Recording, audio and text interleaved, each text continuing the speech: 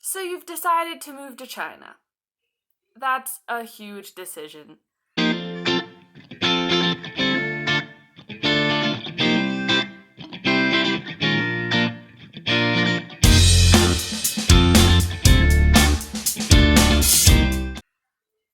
I moved to China 1 year ago, and I've traveled around a lot since then.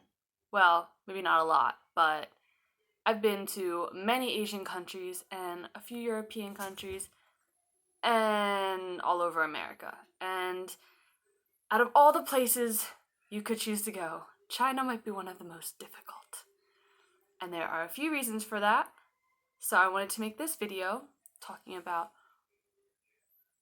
what you need to know when you decide you want to move to China.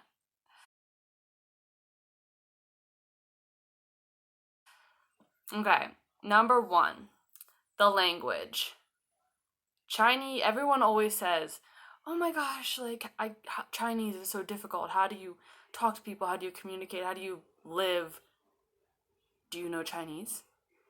And let me tell you, when I first got to China, all I knew was ni hao. And that was it. And it was definitely difficult. If you can, I highly recommend learning at least a little bit of Chinese before you move there because it really is helpful. Unless you're moving to like Shanghai or Beijing, you're gonna probably run into most people being unable to speak fluent English. Maybe they know a little bit, but for the most part, it's all Chinese. And it would be really helpful to have like your phone with a translator app because for a long time that's just how I got around, just typing in on Google Translate what I wanted to say and then holding it up to them and being like, this, do you understand? Because it will just translate on the bottom and say what you want to say. But in reality, that's not always the best way. It would be nice just to talk face to face. And so to do that, obviously, you have to learn a little Chinese at least. And there's a ton of really good apps there. You can take lessons.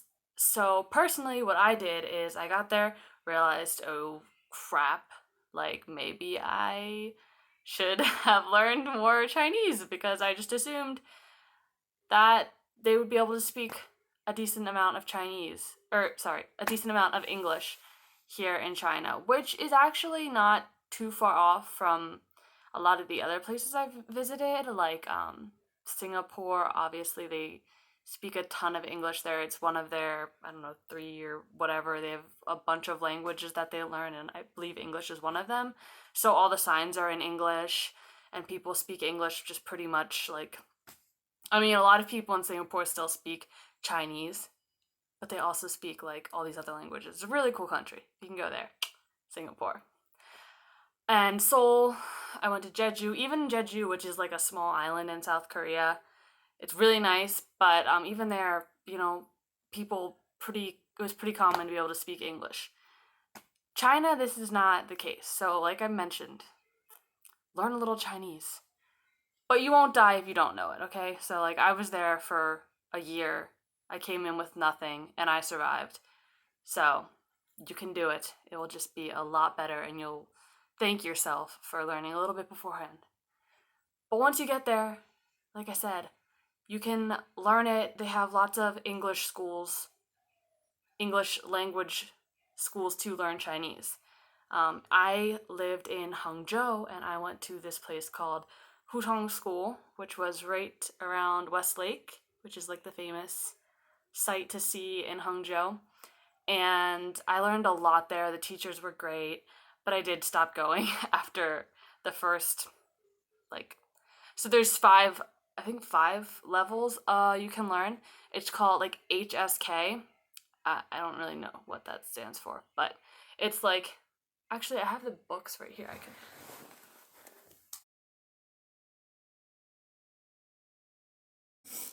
Okay. So, the books are like HSK, which let's see what it actually stands for. Oh, It doesn't really say. I don't know. It just says HSK, standard course. I don't know. Anyways, it looks like this. HSK. And this is the second book. So as I mentioned, I literally only went to learn the first book. And then I was like,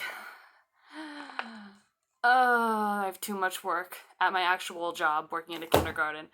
And it was a pretty long distance to get to the school. So I just said, I'm going to learn on my own. And I just basically bought the books and I'm teaching myself. So, and that's going great. And by great, I mean I haven't looked at them at all. So, you can see how well that went. But also, we have, like, apps. I actually do use the app. It's much more, it's a lot easier to use. It's just a little, like, it's called Hello Chinese. And actually, a bunch of teachers I know have it on my co-workers, because I teach. I should have mentioned that. I'm a English teacher. Like, that's most of what the foreigners do when they come to China, teach English. So I'll make another video talking about my actual job and all you need to know about teaching English in China. But on this topic, yes, Hello Chinese. It's an app you can get. It's super easy. It pretty much follows the same, very like similar path as the book. So if you want to like do it on your own, you can look at the book and also do the app, and you know, it's pretty easy to match them up and work side by side with both those forms and learn really quickly. But yeah, the app's pretty nice, and I just, you know, go on there one time a day. They're little short lessons, and they just teach you Chinese, and it's pretty nice. I mean, I assume it's very similar to like something like those I don't know, like what do they call it, like those expensive services that they're always advertising on the TV. Why can't I think of the name right now? I'll put it somewhere on the screen because I can't think of it right now. But I see the commercials and I'm like, this is literally the same thing I pay nothing for. So, Hello Chinese. It will be your friend.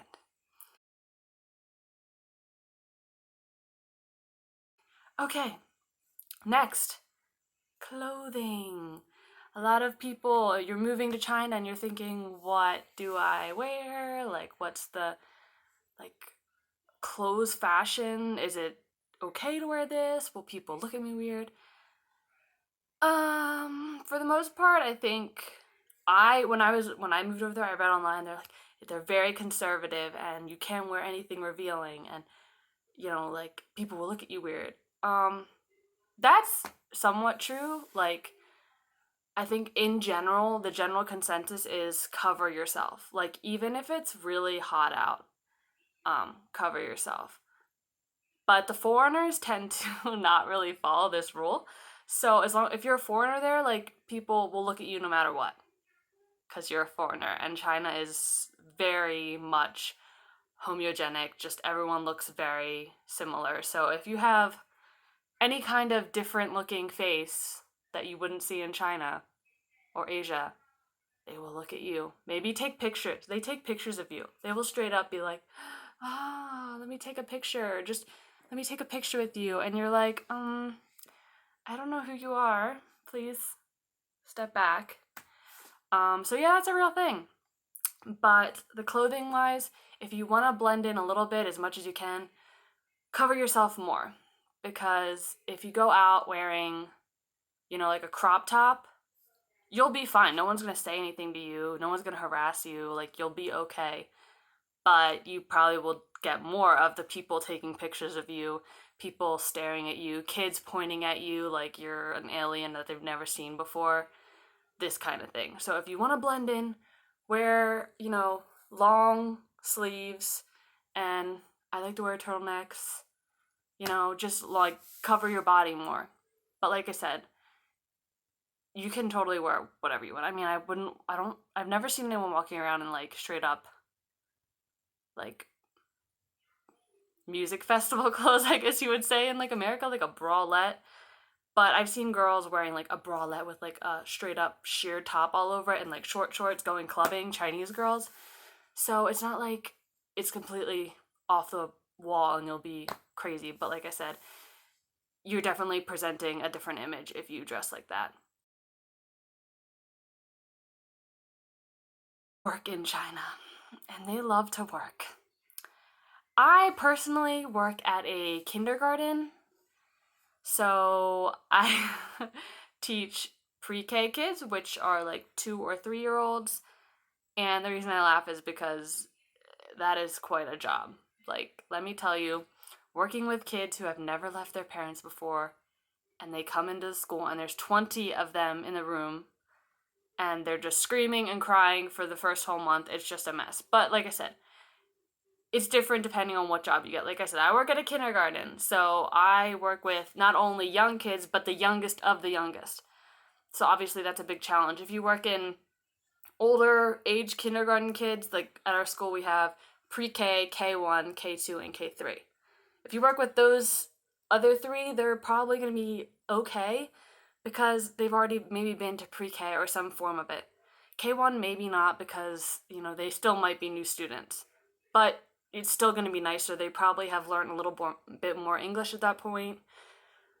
But that's besides the point. The point I was getting at is the work is a lot of work.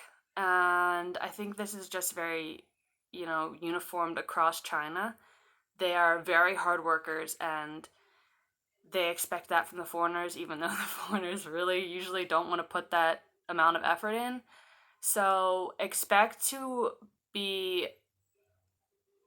given a lot of work and be, they will expect a lot from you. And you pretty much, if you don't want to do it, you're just going to have to tell them, like, no, I'm not doing this. Like, I'm not staying for an extra 2 hours. I'm not coming in on the weekends because they will do that. They will tell you, oh, your work day is Monday through Friday. But, every semester we're going to have special days where we're trying to get kids to come to our school and you have to come in and work on Saturdays now. And that is really, it sucks. But you do it because it's your job. But that's my kindergarten experience. So if you go to a training center or something like that, I'm not exactly sure what the environment is like in there. I think it might be, as far as like, it's still a lot of work, but it really does all depend on the job you're getting. Because I've also had a friend who worked in China and worked at a Montessori school. I should mention I work for an international baccalaureate school. She worked for an Montessori school and basically did nothing. She was super bored, so she left that job because she was so bored and came to our job where she thinks we work way too much and we have crazy just hours and it's just ridiculous. So I guess you can get both. It really depends on your school. So make sure you pick a school that's gonna, be what you want as far as working hours. It is nice to work at a kindergarten because you get Monday through Friday is your work day. And that means you get the weekends off, which is very nice. Whereas if you work at a training center, you're usually going to be working night times or later in the day and on like weekends because that's when the kids have off. So, do you want your weekends? Do you mind just going and having your weekends on a Monday and Tuesday? That will help you make your decision. Okay, culture. Culture shock is such a real thing. I think, honestly, I've said it over and over, but moving to China, if you just straight culture shock yourself going from a Western culture, like, oh, I live in Europe. Maybe not Europe so much because Europe has so many different cultures, but if you're American and you've always been entrenched in that just American culture, and then you're like, I'm gonna move to China, like me, you will experience the most crazy culture shock you could ever experience because it's just literally a different, like on the opposite side of the world, so like a different world. And be prepared for that. For example, I know a lot of Chinese don't drink. Mostly the girls, like the men will drink, and the girls will occasionally drink, but all of my Chinese friends, I'm like, hey, let's go get a drink. And they're like, oh, I don't drink. And I'm like coming from a culture where, like, what do we do on the weekends? Oh, we go out to the bar and get some food, get dinner, and have a drink. Whereas they like don't. Maybe they'll go out to eat. They love to go out to eat, but they don't go out to drink or go out to like a club. Mostly all the clubs are like Westerner places, Western clubs. So you go out and it's just all Westerners, which is actually kind of nice when you're surrounded with just Chinese, Chinese, Chinese, everything. And you can be able to, you know, go back to a like something surrounded by people that are very different, which may be more what you're familiar with, and experience a more of that traditional Western culture. But they do not drink a ton. The people out, like the general people, maybe like older businessmen. I mean, I guess people do drink, but in general, not really. Oh, and here's a good one for you. If you're not familiar with this, they serve water hot in China. And what do I mean by that? I mean, you walk into a restaurant, you sit down, and you're just expecting to get a nice glass of water. That water will be boiling hot. Yeah, just hot water. And also, if you're sick, hot water. If you break your arm, hot water. If you're dying, hot water. Okay, and finally, I want to talk about culture, or sorry, not culture, I did that. Money. So, getting a job in China money wise, I've seen a huge range of what you can make in China. Depending on where you're from and what your native tongue is, you'll get different amounts. I'm really lucky because I'm American, and that means that they're gonna pay me more, even though maybe I don't have an English, like someone who is not from maybe like a not really English speaking country and has like all these English degrees probably won't even get the job. Whereas I have like a degree in environmental studies and politics, and I will get the job at a higher rate with less experience just because I'm from America. They want English, Australian, English. They want American, Australian, like UK accents.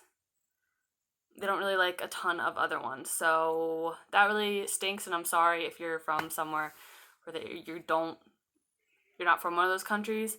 It will be harder for you. I'm not saying you can't get the job, especially right now because there's such a high demand for teachers in China. But China offers something really great. One of my favorite things about living in China is that you can save a ton of money.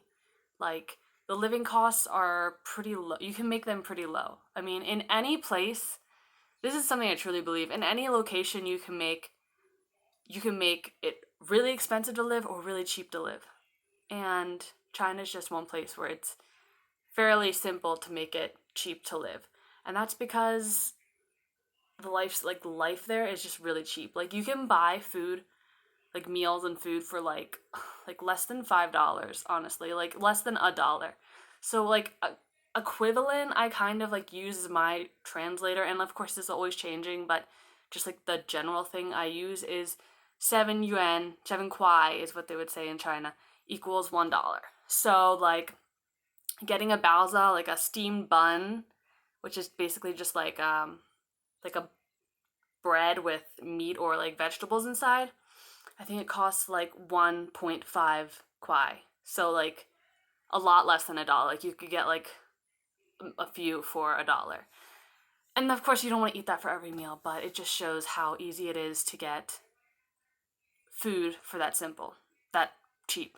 But you like again, also you could go out and get hot pot, which is generally more expensive, and hot pot is like fondue kind of in America. It's like a boiling pot and you put all your vegetables and meats in and it boils and then you can eat it like right out. And that's pretty popular in China and actually and then pretty much across Asia, I believe. But it can get a bit more pricey. So again, it's what you make it, but it is fairly simple to eat um and live cheaper. Uh and the food is generally healthier. So like in America, if you're like eating cheap, I feel like you're eating like shitty food. Like you're like eating like microwavable crap, and but like you can eat out a lot and for pretty cheap in China. Also, your school may provide you with meals. For example, my school gives me breakfast, lunch, and dinner. And the school food is like not amazing. I don't hate it, but it's not like amazing. And I'm super lazy and I don't want to cook. Like, I hate cooking. So I just take my food home with me and come in early to school and eat breakfast and then have lunch there and take food home. And I save a ton of money. I literally don't buy food except for on the weekends because your girl's lazy and she don't want to cook anything. So that's my main reason. And I also save money. So it's like two birds with one stone. It works. Okay, so I think that's everything I wanted to just generally talk about. Maybe I will make some other videos talking about other things about China. If you have any questions, put them in the comments below. Anything you want to see about how more about actually working abroad or like getting certificates, how you do that, how much does it cost, anything like that. If you want to know about other places I've visited and how you can backpack, because the first time I like I said, I graduated, went to work in China, worked for a few months, and then it was summer break, so I got a month off paid vacation, which is pretty awesome. 1 month of paid full pay vacation. And what did I do with that month? I put a backpack on and I just traveled down Vietnam, over to Thailand, up to Singapore, and then I came back home. And that was a lot to do on my own, from graduating school, moving to China, working a little bit, and then just being like, I'm gonna do it on my own. I'm just gonna figure it out as I went. So if you want some advice on from a first time solo female backpacker on what to do, what not to do, how to prep, I can also talk about that. So let me know what you think in the comments below.